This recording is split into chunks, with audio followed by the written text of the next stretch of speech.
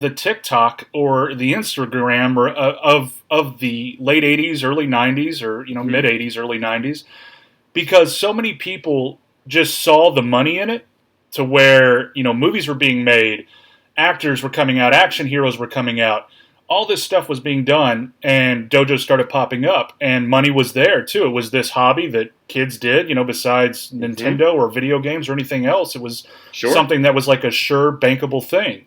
And almost like card collecting now, people just jumping right into it because they see the money.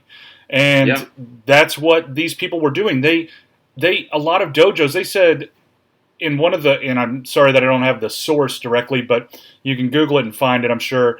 But in one of the sources, it said around the heyday of the dojo era with karate going on, there was about probably a percentage of 75 to 80% where the people teaching at the dojo were not qualified to teach a form of karate. Insane.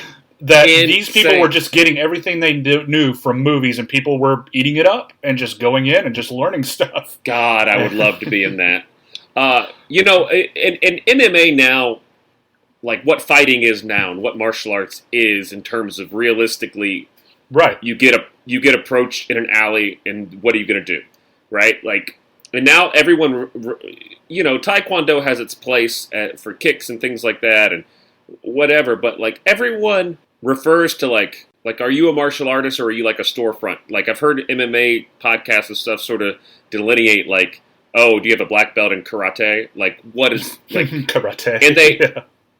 And they kind of passively do that. Like they, so, and I wonder if it's just this generation of people who were taught by a blue belt math teacher, Yeah, easily. And that's another thing that it kicks on too, is that once MMA started rolling around, like in the early 90s, and you got UFC, popping up, UFC 1 and the Gracies and everything too, that's when, of course, dojos started to diminish, because in MMA, in mixed martial arts, you could have a live bout. Like, your training consisted of live matches. You were actually hitting people, and people were hitting you, so your teachings had better come through in the fighting.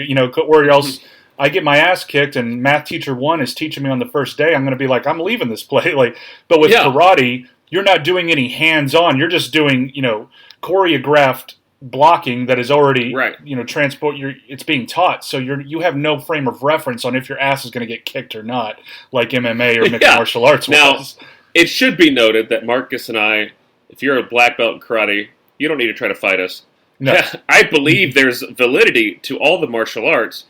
I'm just saying, like what Marcus is talking about, this karate school boom of people coming in and be like, the foot fist way with, what's his name? Danny McBride, Danny McBride. You get that sort of thing. You get Napoleon Dynamite karate teacher scene. Think I got where I am looking like Peter Pan here?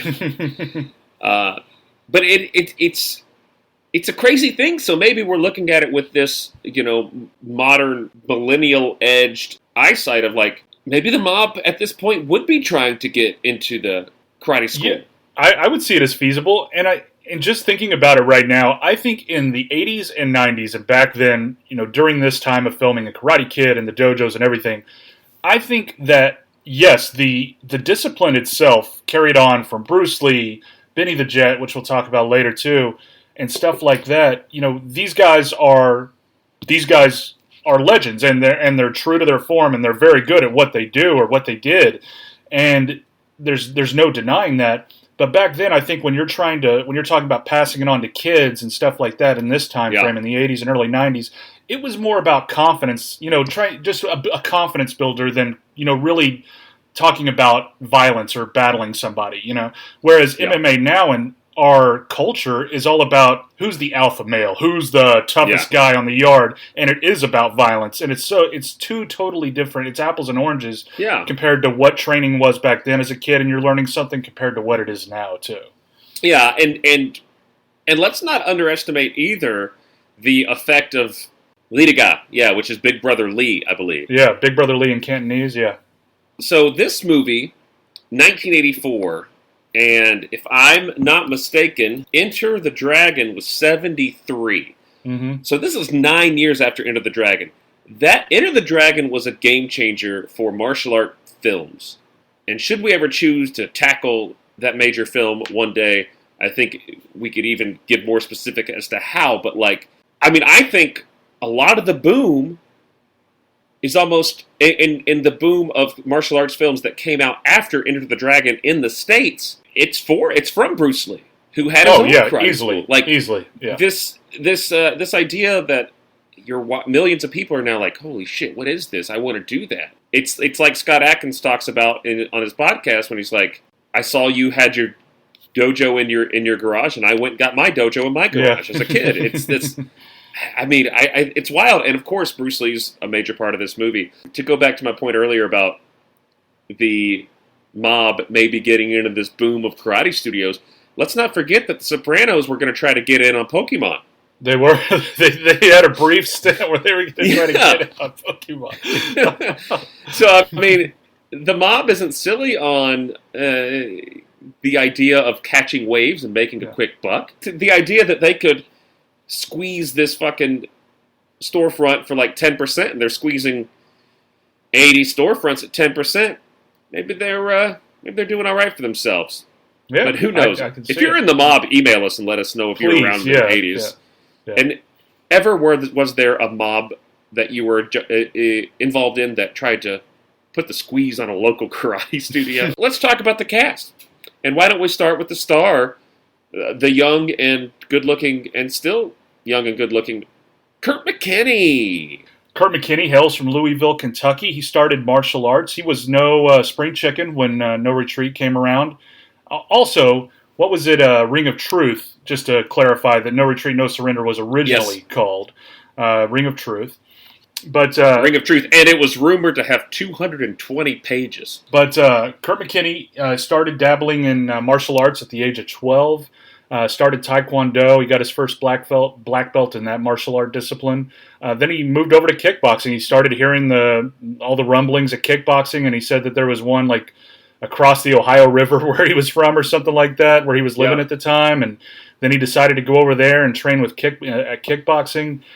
He ended up moving to L.A. when he, around, it was the same year, 84. So Adam, just to preface, big news, Adam is moving to L.A., and I can only hope that you have the same immediate success as Kurt McKinney did. Kurt McKinney basically moves there, gets settled in, and gets the lead in this movie. Gets the lead at just an open audition. I mean, he did send in his application and stuff like that in his headshot, but he didn't hear anything back. Which means that process probably started 2 months in to him being there. Right, yeah. He probably didn't even change over his license plate. He didn't. On that sweet little Woody station wagon that he brought over to LA. Probably. That I always think of that station wagon, which, by the way, that station wagon that they moved to Seattle in looks exactly like Daniel LaRusso's mom's station. It does, doesn't it? I was thinking the same thing. I have to wonder if it's the same car. But yeah, so he shows up on these auditions. He's heard about it. They're looking for martial artists. And when he gets there, he tells a funny story on this podcast where the security guard's like, well, what are you doing? What are you here for? He tells him, he's like, oh, I'm here for the Ring of Truth. He's like, well, the only thing they haven't cast is the lead. So you might as well go home. And he's like, I'm going to try anyway. He said something like, you look too old. And like Kurt McKinney he looks 16. So I'll give him that. He looks young, like in this movie. Looks great. And they're never at a school. So it's never like, I mean, the dad has no issue taking him out of whatever school he's in. If he is, he could very well be in college. It's not insane that he's 18 or 17. Yeah. But apparently there is an edited scene, a cut scene where they're at a school that sort of puts them in a high school. But yeah, I think he passes for high school for sure. He looks 16, for God's sakes. Yeah, and just to bring back real quick kind of your quandaries about them not, trying to piggyback off a Karate Kid. Mm-hmm. Watching this again and kind of putting that in the forefront of my mind, like I watched it a few times, but on the second time I was like, I wonder if that's why they didn't do the school, because this would be a perfect, this should be at school. You should see what happens with him and Dean at school, and Kelly and all these people. But I wonder if because of Karate Kid had so much of the school, they had a lot of little cuts at school that they didn't want to go beat for beat with it too, like that as well. That's a good point. Yeah. Because the love story, all of that is almost identical to this. so Kurt does this movie, and he's basically in there, and he's in there with legendary fight choreographer and director Corey Yuen, who's worked with Sammo Hung and Jackie Chan. He's in there with these legends. They're like, can you do this? Can you do that? And Taekwondo looks fantastic on screen. I don't know. I'm not an expert, so I don't know how useful it is in a fight. I don't want to get my ass kicked. Listen, if you're a black belt in Taekwondo, I know you can kick my ass. Yeah. But I'm saying against a jiu-jitsu martial, whatever. It always looks wonderful on screen. It does. I watch it. It does. And the fight scenes, which we'll go over, like the fight scenes, I would say the fight scenes are better than the Karate Kid in this, and they are. Absolutely. But the acting and the story is just what sets it off. But that's it. It's choreographed beautifully. The sound editing during the fight scene just sounds so hard, and it's great. And I think that's what really drew me in as a kid, were just those fighting scenes and everything too. But yeah, just Enter the Dragon, choreographed by Bruce Lee, doesn't do a lot of the Hong Kong style. It's very much an American film in the fighting. Don't get me wrong. I don't want to say it's not Hong Kong, but this is a Hong Kong, and you could tell. Go watch this movie, then go watch one of the Golden Harvest films or something like that. And right.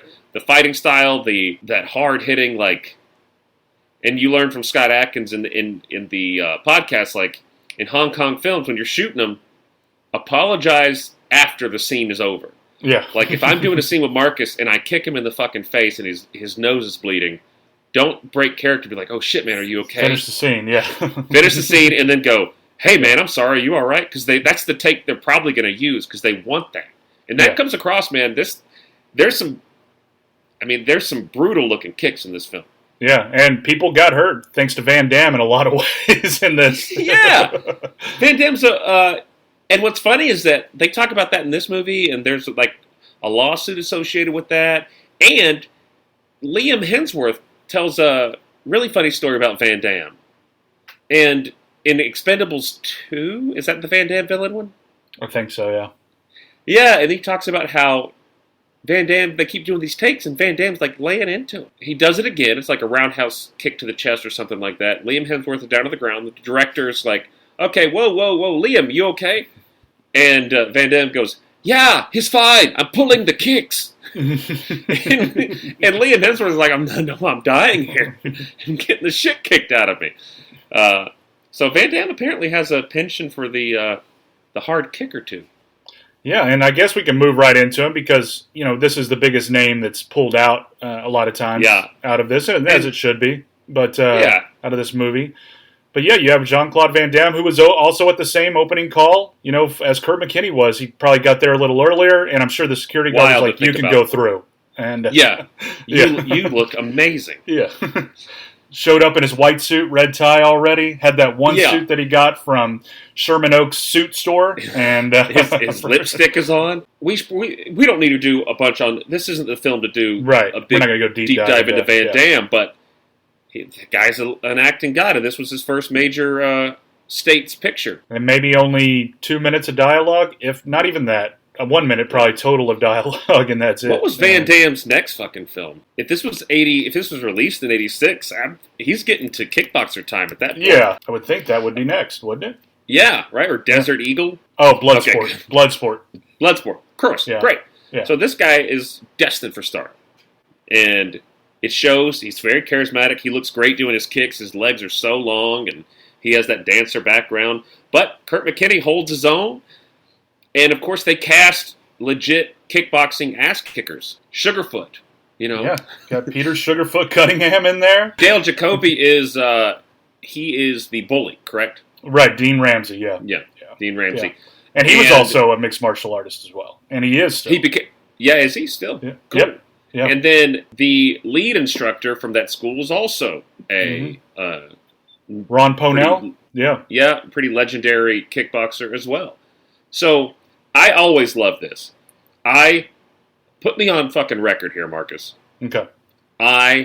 If we haven't been recording, start recording now, because I will watch a movie with very skilled people doing martial arts. You got me.